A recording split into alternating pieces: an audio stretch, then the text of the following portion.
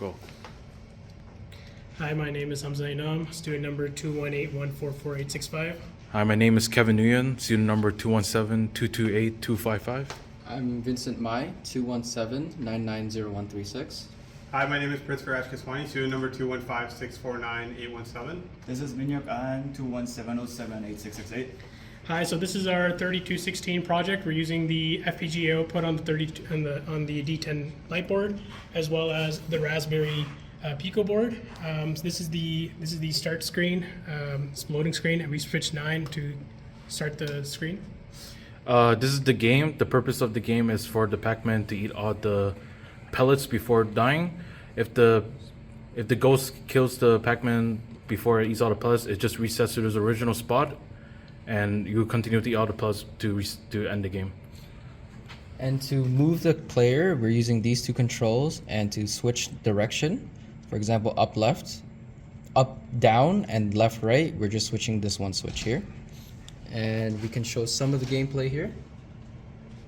So we're going left, we're going right, and whenever the pellets are under the Pacman, it's being eaten and also being kept track of count.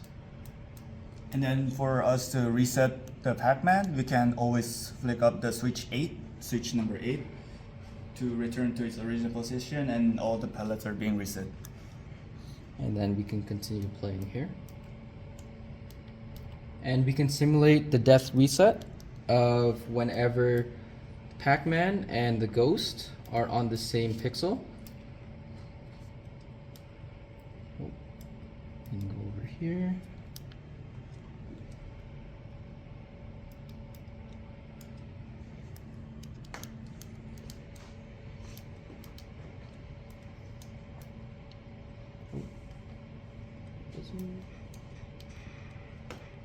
There, and whenever they're on the same pixel, then it will reset to those two positions, and the pellets will stay in the same state, and we can also reset it, but just to show the game finish, we'll show all the pellets being eaten.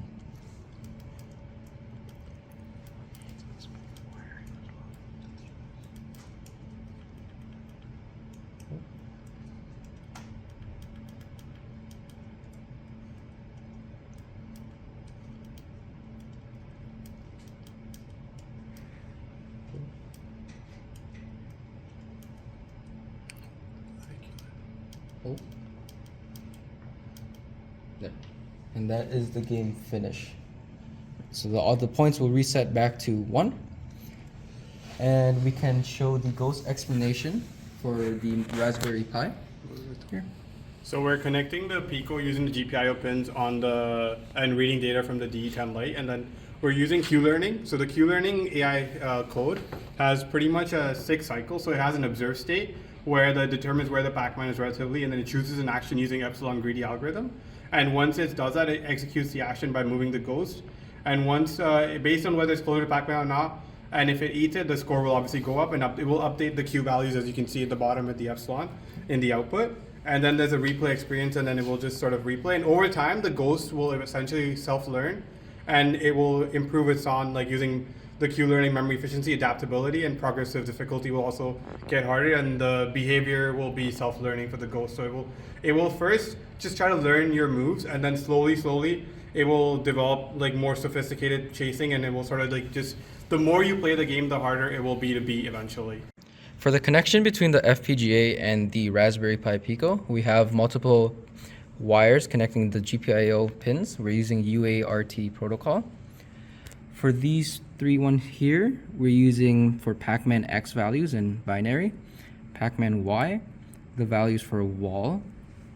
The XY values for ghost are over here in binary, and then these 2 pins are the output for the decision that the Raspberry Pi Pico will make for the ghosts.